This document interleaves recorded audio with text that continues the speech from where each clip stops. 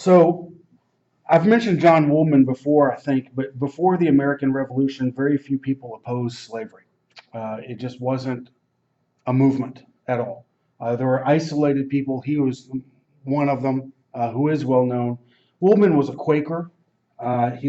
He traveled through Virginia and maybe even other southern states, Maryland, and he wrote about his experiences, and he argued with slave owners who he met along the way about the morality of slavery. He thought that liberty was a natural right that all people had, and that slavery then was a violation of your natural rights. And anti-slavery sentiment was common among Quakers, but not among very many other people until the American Revolution. During the American Revolution, anti-slavery sentiment spread, and you began to see the creation of anti-slavery movements for the first time in the United States and for the first time in many parts of the Western world. During the Revolution, slaves fought on both sides of the war. They fought for the Patriots, the American side. They fought for the Loyalists, which is the British side. And thousands of them were given their freedom in exchange for fighting. About 5,000 at least fought on the Patriot side and maybe 10,000 on the Loyalist side. Also, slaves in the northern colonies petitioned the legislatures for their freedom. And some of those petitions sort of paid off indirectly, at least in the northern colonies. So I have mentioned, I think, the petition to the General Assembly of Connecticut. This was a famous one. It was written by Prime and Prime X. These were two slaves who were almost certainly illiterate, so someone else, a Connecticut abolitionist, I guess, wrote it for them, and then they signed it, Prime and Prime X. But what was interesting about it was that the language and the arguments they used, they said that it was wrong to condemn them to perpetual slavery without any crime on their part. So they haven't done anything as individuals to deserve this status. They pointed out the hypocrisy between the rhetoric of the independence, the Declaration of Independence. They said the cause for liberty, whose conduct excites the admiration and reverence of all the great empires of the world, while continuing this detestable practice. In other words, they pointed out the hypocrisy of claiming to fight for human liberty, human freedom, while also holding slaves.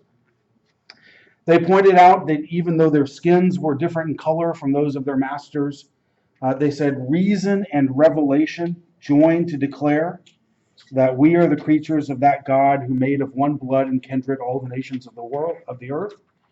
So they're using religion and the Christian belief that almost everybody in America at that time held to buttress their arguments that they don't deserve to be enslaved, that they're of one blood and kindred, meaning they're the same race, right? The same human family as their owners.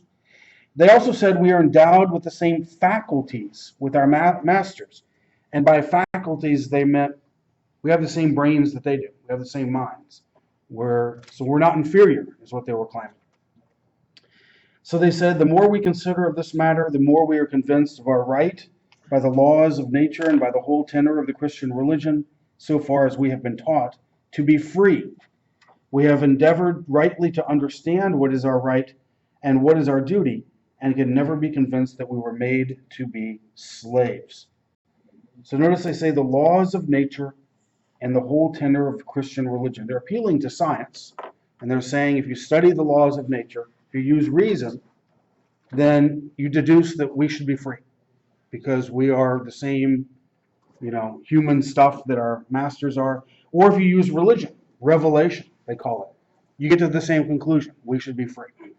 So this document, I don't know how much of an impact this exact document had, but Connecticut, like all the other northern states, did abolish slavery, either immediately or gradually during this revolutionary era. So anti-slavery organizations sprang up in the 1770s and 1780s and 1790s, and the northern states all abolished slavery by 1804. Vermont was the first. This was in 1777. And that makes Vermont, I think, the first the first state or government in the Western world to abolish slavery entirely. By Western world, I mean the Western Hemisphere, right? The very first to completely abolish slavery. And then Pennsylvania followed in 1780. Massachusetts followed in 1783. I don't remember if I told you this, but John Adams wrote the Massachusetts Constitution in 1780. And the first line of it said something like, all men are by nature free and equal. And a slave in Massachusetts sued his owner and said, the Massachusetts Constitution says in the first line, all men are by nature free and equal. So that means slavery is unconstitutional in Massachusetts. It's illegal. Well, the Massachusetts Supreme Court agreed, and that was the end of slavery in Massachusetts in 1783. In 1783, New Hampshire began the gradual abolition of slavery, and then Connecticut and Rhode Island the next year, New York in 1799, and New Jersey in 1804. So by the early 1800s, slavery was on the path to extinction in the northern states. I have mentioned the Northwest Ordinance.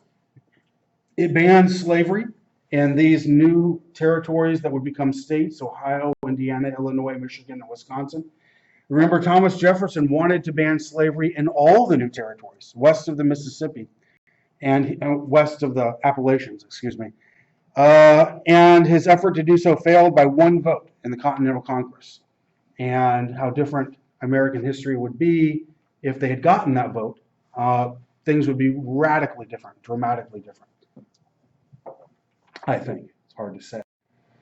So there were constitutional compromises on slavery. The 3/5 Compromise is famous because it said that for purposes of taxation and congressional representation, slaves would count as the equal of 3 free persons. But that was really about how to count slaves, not slavery itself. More, I think, directly related to slavery, there was a slave trade compromise. There were many who wanted to ban the slave trade, the international slave trade, right then, and they couldn't get the support in the Congress to do that in the Constitutional Convention. So they agreed on a compromise. They would postpone a ban for 20 years. And then in 1807, I think it was up. Congress passed a law, Jefferson signed it, and at the beginning of 1808, the international slave trade was banned. Perhaps the most important and the most troubling compromise with slavery, though, was the Fugitive Slave Clause. It said this: no person held to service or labor in one state under the laws thereof escaping into another shall, in consequence of any law or regulation therein, be discharged from such service or labor, but shall be delivered up on claim of the party to whom such service or labor may be due.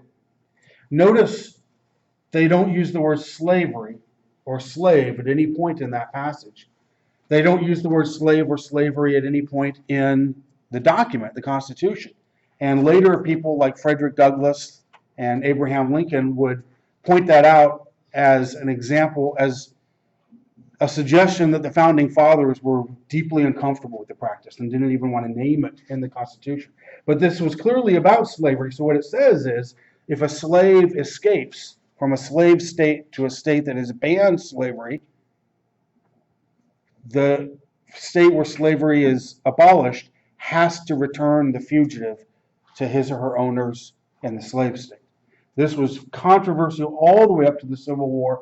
The free states didn't like it, and some of them tried to oppose it, tried to not follow through on this constitutional obligation to return fugitive slaves, and so it was controversial all the way up until the 1850s. Now, one of the early attempts, anti-slavery movements, can be seen with the American Colonization Society. It was created in 1816. It was created, many of the prominent politicians, even founding fathers, even slave owners were members of the American Colonization Society. And what this organization had in mind was, first of all, the members believed that slavery was evil and should be eradicated, but They thought it could only be done so gradually and with the cooperation of slaveholders. So what they wanted to do was make a system where slaveholders could be compensated for their slaves, like the slaves could be, their freedom could be purchased, and then the slaves would colonize some other place. They would not stay in Virginia or Maryland or where they were originally from. This was a lot like what Thomas Jefferson always thought was the only way to solve the problem of slavery in the United States. And many prominent Americans, even Abraham Lincoln, was in favor of this kind of a solution to the problem. So they established a colony in Africa called Liberia, and that colony is an African country to this day. So it was founded by American slaves who were set free or had their freedom purchased, and then they chose to accept free passage to Liberia, and they founded that colony in the early 1820s. This is a picture of Liberia from the 1800s, what it looked like long ago. The problem with the American Colonization Society was it didn't really have any impact. It was too small to have any impact on slavery at large. The vast majority of free black people in America and slaves who became free had no interest in going back to Africa. Only about 12,000 people from the beginning of this colonization society up until 1860, only about 12,000 chose to go. So when you figure there were 250,000 free blacks in the North and another 250,000 in the South, 500,000, and hardly any of them wanted to move to Africa. So this society just wasn't very effective because of the lack of interest. Most of these former slaves or free people thought of America as their home, as their country, and they preferred to stay here and fight for freedom and equality here. So in 1820, a major crisis erupted that generated talk of secession and civil war and all this kind of thing. And it led to a compromise that sort of pacified a little bit the slavery, anti-slavery controversy for about 30 years. So the Missouri Compromise. You can see Missouri in this map here, the blue state just above this red line. So in 1817, the Missouri Territory applied for statehood, and there were already about 2,000 or 3,000 slaves there. And this sparked a controversy. Will Missouri be admitted as a slave state, or will slavery be banned? A senator attached an amendment to the statehood bill, the bill granting Missouri statehood. It was called the Talmadge Amendment, and it would have banned the introduction of more slaves into Missouri and emancipated the children of those already there. And from the anti-slavery point of view, that sounded like a perfectly reasonable compromise, but the slave states desperately wanted Missouri to be introduced as a state where slavery was legal.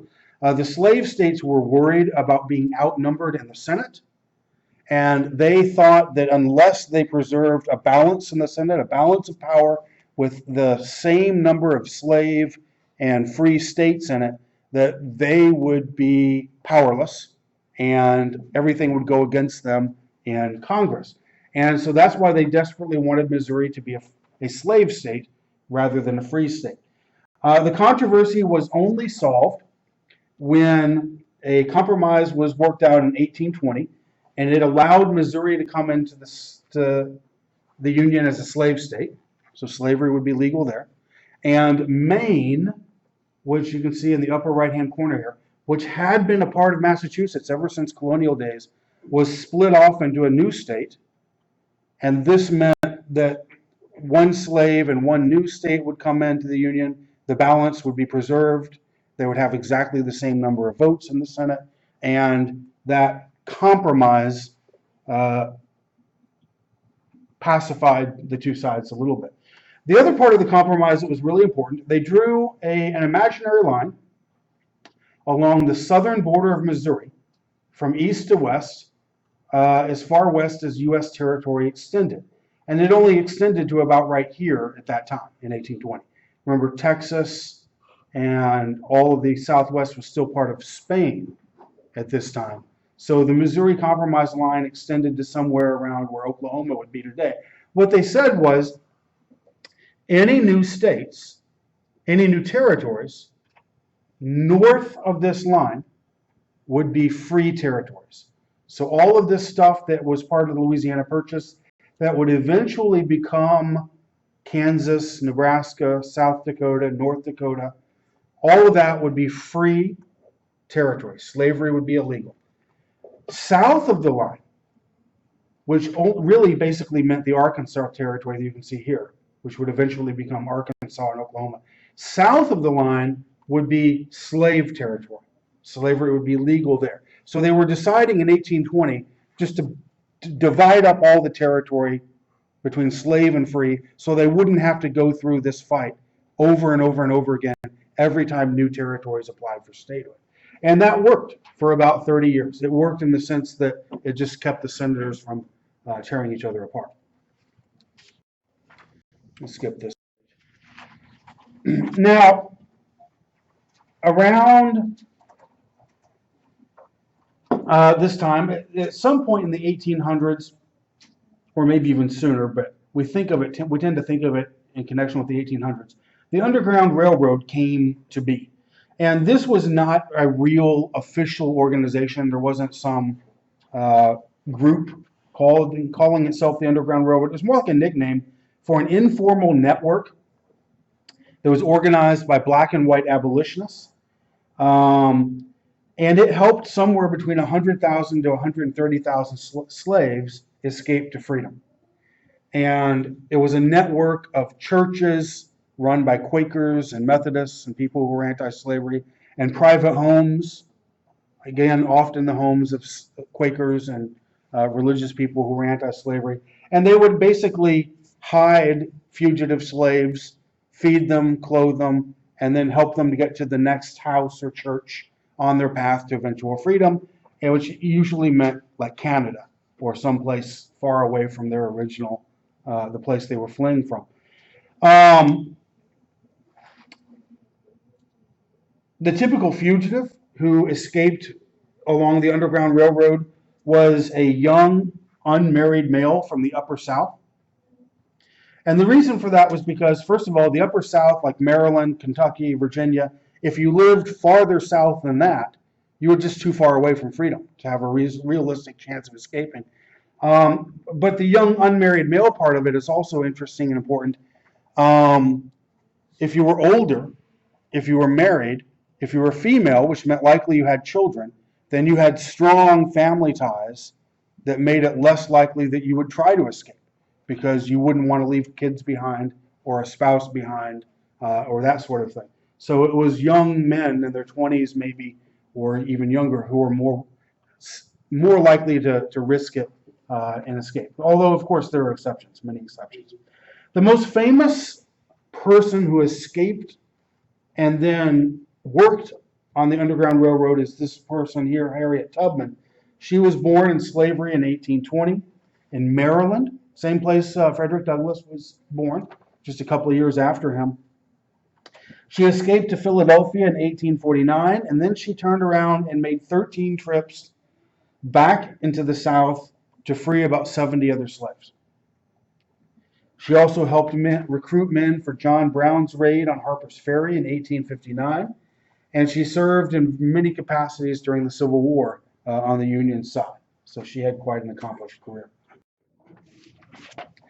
Now, the Great Awakening and Abolitionist movement. So, the Great Awakening was a religious revival that started sometime in the early 1800s, maybe late 1700s, early 1800s.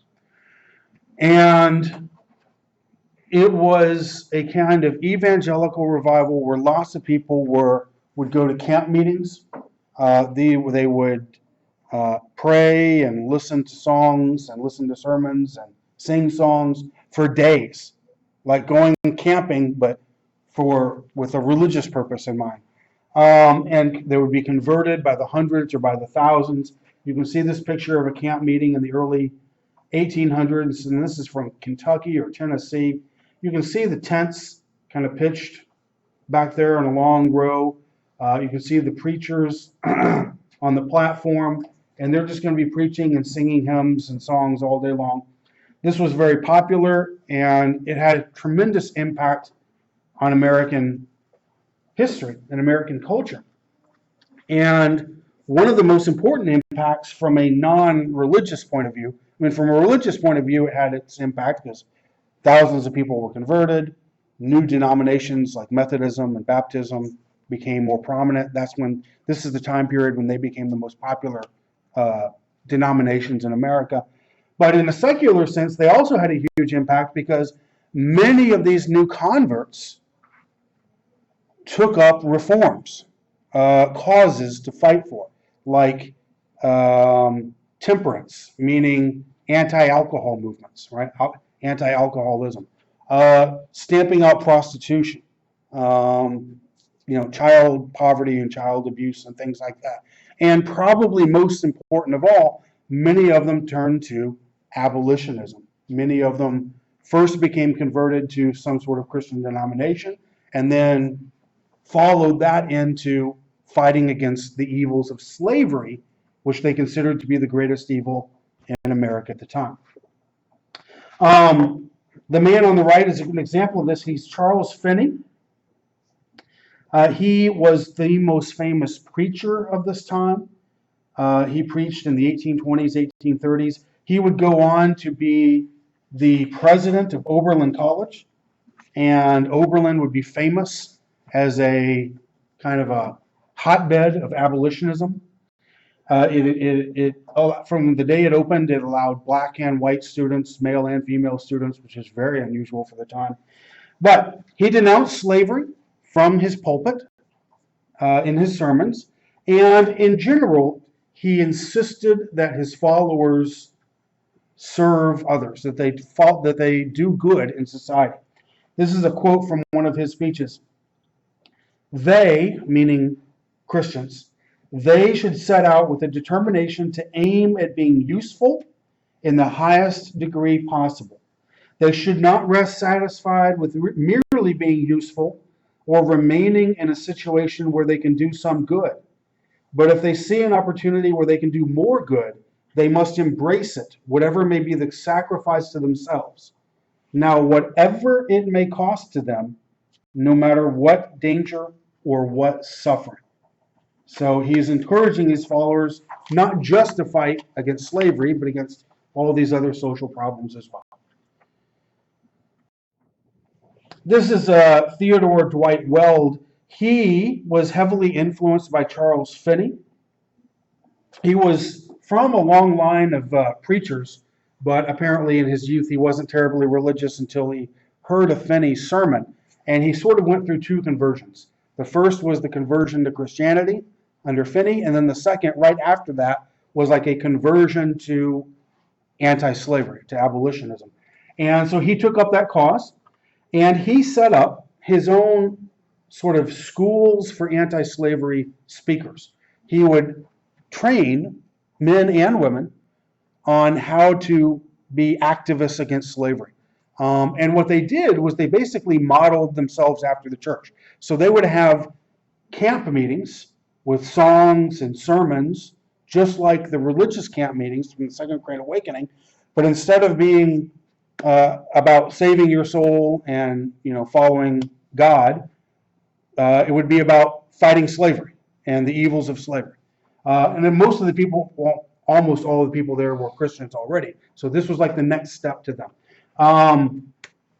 He started a school called Lane Theological Seminary in Cincinnati. I may have misspoken. Maybe he didn't start it, but he was there. He got kicked out because his anti-slavery radicalism was too much for them. So he helped establish Oberlin College. And that's the school I mentioned earlier that Charles Finney was the president of. And Oberlin, from the very beginning, admitted black men, and then within a couple of years was admitting men and women, and was a center of abolitionism. He met his wife, who was Angelina Grimke. If any of you watch the documentary on the abolitionists, you'll learn more about her. It's a really interesting woman. She and her sister Sarah were from South Carolina, and they grew up on a plantation surrounded by slaves. And they saw firsthand the brutality of slavery, and they, being very religious, thought, this is evil. We can't be associated with this. And so they fled. They moved north. I don't know if they ever went back to South Carolina again. They were told at one point that if they did, they would be killed. So, they probably didn't. But Angelina married Theodore Dwight Weld, and then the two of them published this book called American Slavery as It Is. And it was a brilliant book for its time because all it did was compile firsthand accounts of what the conditions of slavery were actually like.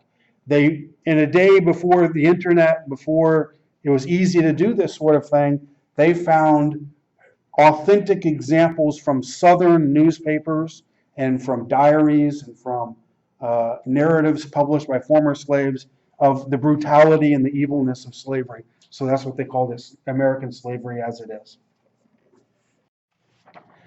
Now, the most important white abolitionist of the time was this man, William Lloyd Garrison. He was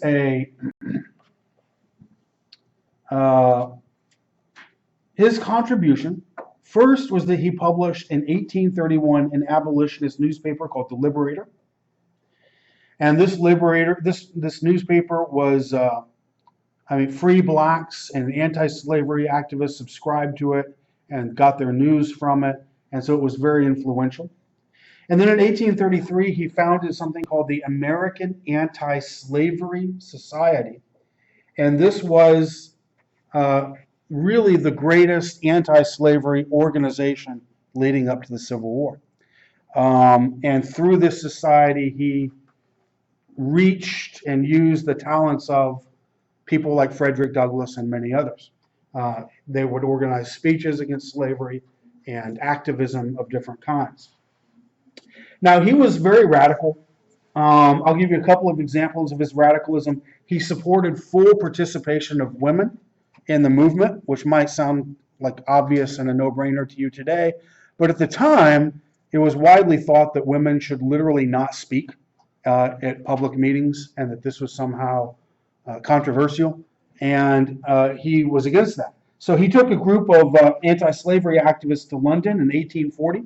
There was supposed to be a World Anti-Slavery Convention, and when they got there, the organizers told them that the women in the American group couldn't participate, and so he just said, okay, fine, we're all going to sit out. Like, if you don't accept all of us, none of us will participate. So he was very supportive of the women in the cause.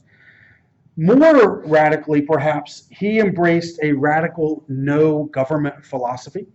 And what I mean by that is he decided at some point in the 1830s that the American Constitution was a wicked pro-slavery document that couldn't be saved. And he publicly burned a copy of the Constitution to kind of show his disdain for it. And that the American government in general, the Union, was too corrupted by slavery and couldn't be saved. He wanted the northern states, the free states, to secede and go their own way and just sort of wash their hands of the southern states and their slavery. He also told, but I think maybe a little bit contradictory, he also told his followers not to vote, not to participate in the political process at all, because it was so corrupted that you would just pollute yourself by involvement with it. Now, there were different guys like Frederick Douglass, who for a while was a very close friend and partner of Garrison, disagreed with him on those things. He came to believe that the Constitution was basically an anti-slavery document, even though it had its compromises with slavery, that the American system was basically good and basically an anti-slavery system that should be preserved, but cleansed of its slavery problems. And Garrison stopped speaking to him. And that was all pretty much the end of their friendship, because Garrison was kind of so stubborn and uptight about wanting everything to be done his way. So I want to talk a little bit about Frances Ellen Watkins Harper. She was a great example of the many free blacks in the North who were crucial to the anti-slavery movement. Northern free blacks supported the movement financially. They subscribed to the magazines like the Liberator, to the newspapers, I mean. They spoke at conventions. They did all kinds of work. And she's a great example. But she is a fascinating person just in her own right. She was born free in Baltimore, Maryland, sometime around 1825, if I remember correctly. So interestingly, remember Frederick Douglass was born a slave in Maryland around 1818. Harriet Tubman was born a slave around 1820. She was born free. So that's just a reminder of what I told you in Maryland, in Baltimore, there were lots of free blacks and enslaved blacks commingling at the same time.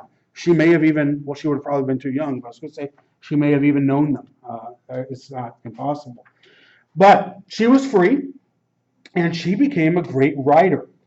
She published a collection of poems in 1854 that was the most successful poetry collection by an African American until the 20th century, until the 1900s. So she was the most famous Black American poet of her time. She published, I think, 2 or 3 novels. So she was arguably the first successful, the first great African American female novelist as well. And of course, she also became an abolitionist, a suffragist, which means someone who fought for the right to vote for women. And she was a temperance activist. That means she fought against alcohol abuse, alcoholism. And those 3 often went together. Very often, if you were one of those things, you were the others as well. Anti-alcohol abuse, anti-slavery, and pro-women's rights, and she was. I put this poem of hers, bury me in a free land. You may make my grave wherever you will, in a lowly vale or a lofty hill. You may make it among earth's humblest graves, but not in a land where men are slaves. She has lots of great poems, really worth looking into if you have a chance. Oh, one last thing. When the Civil War was over, she was still fairly young, right? She was 40 years old. She, like a lot of other abolitionists, a lot of women who were abolitionists, she really put her money where her mouth was. She moved to the South in 1865 so that she could volunteer to teach former slaves how to read and write and that sort of thing in schools that were being set up for them by the Freedmen's Bureau. And this was dangerous work for women in the South right after the Civil War. So she was one of many who did that. This woman is another great and famous and interesting anti-slavery activist. And her story is just almost too crazy to believe. First of all, she's better known today as Sojourner Truth, but her original name was Isabella Baumfree. And her nickname was Belle. And so for most of her life, for her first 30 or 40 years, everyone called her Belle. One of the things that's interesting about her is that she was born a slave in the state of New York. So just before, in 1799, New York passed a law gradually emancipating slaves.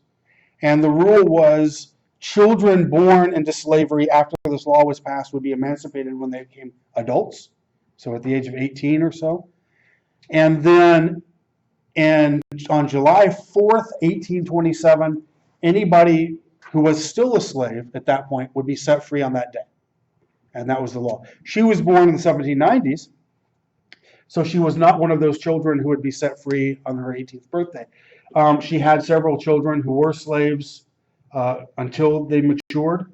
One of them led to an interesting court case. Her master and the owner of her son sold him illegally down south into slavery in Alabama before he could turn 18. And what the guy was trying to do was he was trying to capitalize and get some money for the son, knowing that once he turned 18, he would be set free, he would be emancipated by law. and he would not get any money for them, right? And so the guy figured, I'll sell them to somebody in Alabama, get a couple of $100 for them, but then the poor kid has to be a slave the rest of his life in Alabama. Well, that was illegal. New York State had said, you can't do that. The intention of this law is to set these people free here, not for you to just sell them into slavery in some other state. She took the guy to court, and she won the case, and they got her son back from Alabama, and he was set free in New York. So that was pretty interesting. Another little interesting thing about her, just as a kind of a tidbit, a trivia question, her first language wasn't English. And she didn't speak English until she was a few years old, and she spoke with an accent all her life. Can anyone guess what her first language really was? Great guess, great guess. Well, in that part of the country, there are lots of French speakers. It's close to Canada, it's close to Quebec, but not quite. Can you think of another group of Europeans who settled in the New York area? Not much, not much. There's another group that had a much more significant impact on New York. If any of you remember, I'll go way back here, maybe when you're younger, reading the stories of Sleepy Hollow and all that, Ichabod Crane and that kind of stuff. Dutch. Those stories are all set in Dutch neighborhoods in New York, where Dutch settlers had arrived in the 1600s, and they spoke Dutch there for hundreds of years. And so she was from one of those Dutch communities, and so her first language was Dutch, like everybody else around her. So the Dutch had slaves too. Yes. Oh, yes. Everybody did. Everybody did. The Dutch, the French, the Spanish, the English, the Indians, even some free blacks. Everybody has slaves. So now, at some point in her 20s, she had a religious conversion. She became a born-again Christian, and she actually, I think it was later than her 20s. It might have been 30s or 40s. The age doesn't matter. She became a devout Christian, and at this point in her life, she was now free. And she became an abolitionist. She became an anti-slavery speaker, and she became a speaker for women's rights, such as the right to vote. Her most famous speech is the "Ain't I a Woman" speech, and you may have heard that at some point or another. And the irony of that is she might not have given that speech. It might have been attributed to her because she was a famous person by then. But the speech, the reason why I don't know if it was really hers, is the speech is given in a Southern accent, and the accent that a Southern black woman would use at that time. But what I've told you today, she wasn't a Southerner. And if anything, her accent was a Dutch accent, not an English one. So some historians doubt whether or not she really gave that speech. Or maybe they just changed it to make it sound more stereotypically Southern. Here's another interesting person, and I like to talk about him because I doubt any of you have ever heard of him. His name was James W.C. Pennington. He was born a slave in Maryland, and he escaped at the age of 19. He lived for a while with some Quakers in Pennsylvania, and then he moved to New York. And then, at some point in his early 20s, he became the first black student at Yale. So imagine that accomplishment, to go from being a slave to being a student at Yale, one of the 2 or 3 most prestigious colleges in the country. He graduated from Yale, he became a minister, and he became the first black pastor in many churches, including all white churches, where he would serve as the minister.